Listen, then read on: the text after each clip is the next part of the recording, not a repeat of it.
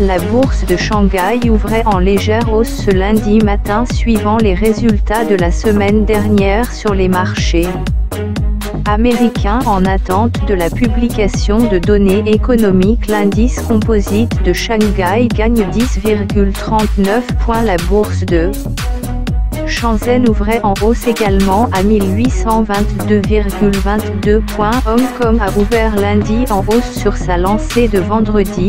Les investisseurs sont rassurés par la réunion de septembre de la Fed. L'indice Hang Seng progresse lundi matin un peu à l'ouverture à 22 702,92 points. Le groupe chimique suisse INEOS a annoncé le rachat des champs gaziers en mer du Nord britannique détenus par DEA Group, appartenant à l'État du russe Mikhail Friedman. Les champs fournissent jusqu'à 8% du gaz au Royaume-Uni. Le montant de la transaction n'a pas été dévoilé. Cette acquisition est une étape quant à l'intention de INEOS d'investir en mer du Nord selon le CEO Jim Ratcliffe. Les actifs pétrochimiques au Royaume-Uni vont avoir accès à une énergie compétitive. INEOS évalue d'autres opportunités. La vente est soumise à l'approbation de la Commission européenne.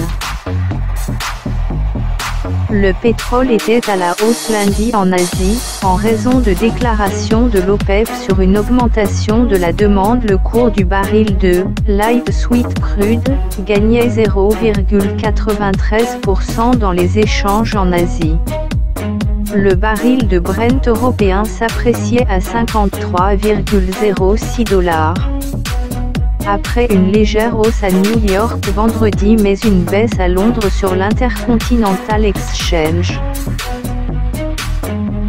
Les opérations de fusion-acquisition se sont déroulées en début d'année 2015. La volatilité est venue perturber les marchés à partir de juillet.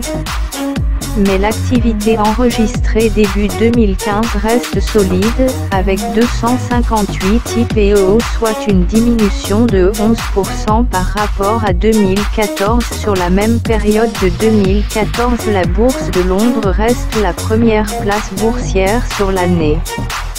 Malgré un troisième trimestre calme, les introductions en bourse totalisent 747 millions €. Les fonds levés à Londres dépassent les 10 milliards €. Ce résultat teste toutefois en baisse de 43% par rapport à l'an dernier, la moitié des opérations concernant le secteur de la finance. Le numéro 2 de la Fed a affirmé dimanche que celle-ci prévoyait une hausse des taux d'intérêt avant la fin de l'année sans en faire une promesse. Dans son discours du FMI et de la Banque mondiale à Lima, M. Fischer a estimé que les récents développements économiques, dont le ralentissement chinois et la volatilité sur les marchés financiers, ne devaient pas avoir d'impact significatif sur la politique monétaire américaine. Il a redit que la majorité des membres de la Fed prévoyaient que les conditions aux États-Unis permettraient cette hausse, sans rien promettre. Le resserrement du crédit se fera à un rythme progressif, a-t-il ajouté. Les taux d'intérêt à court terme sont proches de zéro depuis près de 7 ans. La croissance américaine se poursuit à un rythme modéré, mais suffisant pour générer des progrès sur le marché de l'emploi. Elle devrait tourner autour de 2% au second semestre. Les exportations allaient souffrir de l'appréciation du dollar et du ralentissement de l'économie mondiale.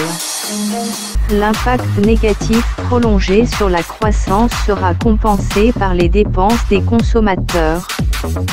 La Fed s'est penchée sur la santé de l'économie à l'étranger, en décidant en septembre de patienter avant d'entamer la normalisation de sa politique monétaire.